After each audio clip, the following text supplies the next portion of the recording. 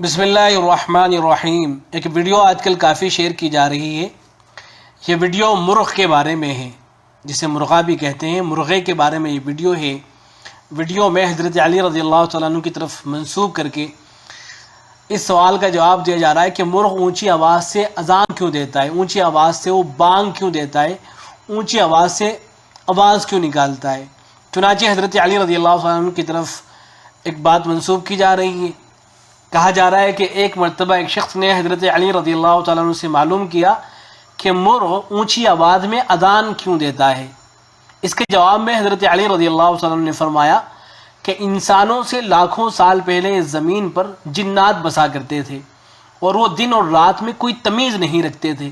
جب اللہ نے انسانوں کو دنیا میں bھیجنے کا ارادہ فرمایا تو جنات پر یہ حکم نافذ فرما دیا کہ وہ رات تک محدود ہو جائیں، اور جنات کو رات تک محدود کر دیا گیا۔ اس وقت یہ پرندہ یعنی مرغ عقاب کی طرح آسمان میں اڑا کرتا تھا۔ اللہ تعالیٰ نے اس پرندے کو چنا اور اس کے اڑنے کی طاقت کو کم کر کے اس کی آواز کو اور بلند کر دیا تاکہ اس کی آواز دور دور تک سنی جا سکے، اور مرغ کو یہ ذمہ داری دی کہ یہ زمین پر رہے، اور جب جب رات اختتام کو آئے اور صبح قریب آ جائے تو یہ اپنی آواز سے یہ حکم نافذ کرے کہ اب جنات کا وقت ختم ہو چکا ہے اور انسانوں کا وقت شروع ہونے جا رہا ہے۔ اور اللہ تعالیٰ نے اس پرندے کی آنکھوں میں اتنی طاقت رکھی ہے کہ فرشتوں اور جنات کو دیکھ سکے۔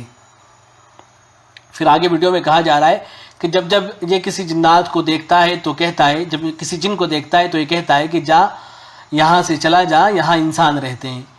اس کے بعد حضرت علی رضی اللہ عنہ نے مزید فرمایا کہ انسان یاد رکھنا، جب کسی انسان پر جن کا سایہ ہو تو اس کے قریب کر کے اس پرندے کی آواز اسے سنائی جائے۔ اس پرندے کی آواز میں اللہ نے وہ طاقت رکھی ہے کہ جب جنات جب انسان اس آواز کو سنتے ہیں، مرغ کی آواز کو سنتے ہیں تو وہ لرزنے لگتے ہیں۔ تو یہ باتیں حضرت علی رضی اللہ تعالیٰ عنہ کی طرف منسوب کی جا رہی ہیں۔ یہ بے بنیاد باتیں ہیں، من گھڑت باتیں ہیں، ان کی کوئی حقیقت نہیں ہے، لہذا اس طرح کی کوئی ویڈیو ہرگز شیئر نہ کی جائے، ہرگز اس طرح کی کوئی ویڈیو شیئر نہیں کرنی چاہیے۔ ایسے ہی ویڈیو میں کچھ اور روایتیں بھی سنائی گئی ہیں۔ ایک روایت یہ سنائی گئی ہے کہ اللہ کے نبی صلی اللہ علیہ وسلم نے ارشاد فرمایا کہ سفید مرغ میرا دوست ہے، اس کو برا بھلا مت کہو، اس کا دشمن میرا دشمن ہے، جہاں تک اس کی آواز پہنچتی ہے تو یہ جنات کو دفع کر دیتا ہے، اس کی آواز جنات کو بھگا دیتی ہے۔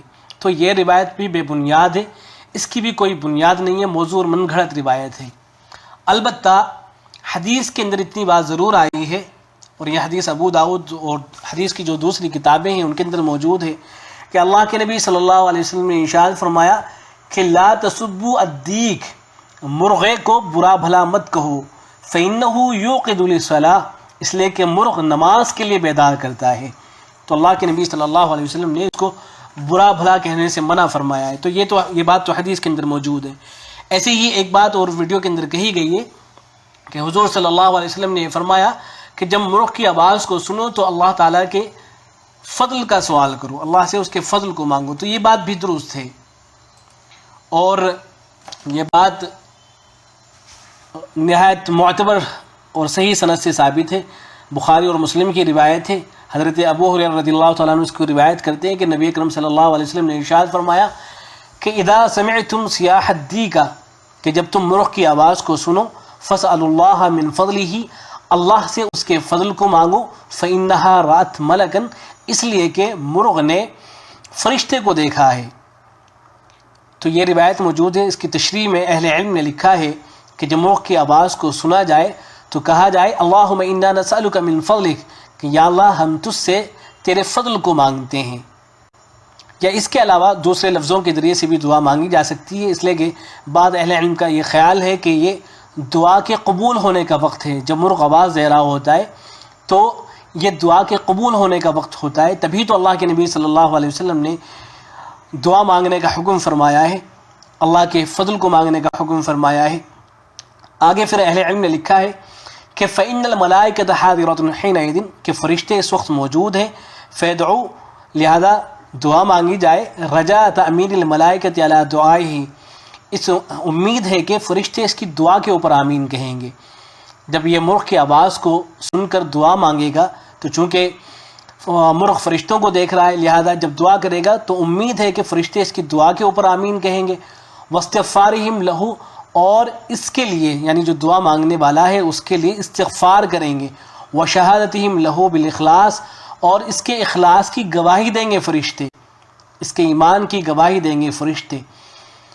پھر آگے حدیث کے اندر ہے کہ وَإِذَا سَمِعْتُمْ نَحِيقَ الْحِمَارِ، کہ جب تم گدھے کی آواز کو سنو فَتَعَوَّذُوا بِاللَّهِ مِنَ الشَّيْطَانِ، تو اللہ کی پناہ مانگو شیطان سے. فَإِنَّهُ رَأَىٰ شَيْطَانًا، اس لیے کہ گدھے نے شیطان کو دیکھا ہے. یعنی جب گدھے کی آواز کو سنا جائے تو اس وقت اللہ کی پناہ مانگی جائے، یعنی اعوذ باللہ من الشیطان الرجیم کو پڑھنا چاہیے تاکہ شیطان کے شر سے حفاظت ہو سکے. تو یہ تو حدیث کے اندر آیا ہے کہ جب مرغ کی آواز کو سنا جائے تو اس وقت اللہ کے فضل کو مانگا جائے، اس لیے کہ جو مرغ ہوتا ہے وہ فرشتے کو دیکھتا ہے. البتہ جو اور باتیں ویڈیو کے اندر کہی جا رہی ہیں حضرت علی رضی اللہ تعالیٰ عنہ کی طرف منسوب کر کے، یا اور جو باتیں ہیں وہ درست نہیں ہیں. جو درست بات تھی وہ میں نے آپ کو سنا دی ہے، لہذا ہرگز اس طرح کی کوئی ویڈیو شیئر نہیں کرنی چاہیے. والسلام علیکم ورحمۃ اللہ.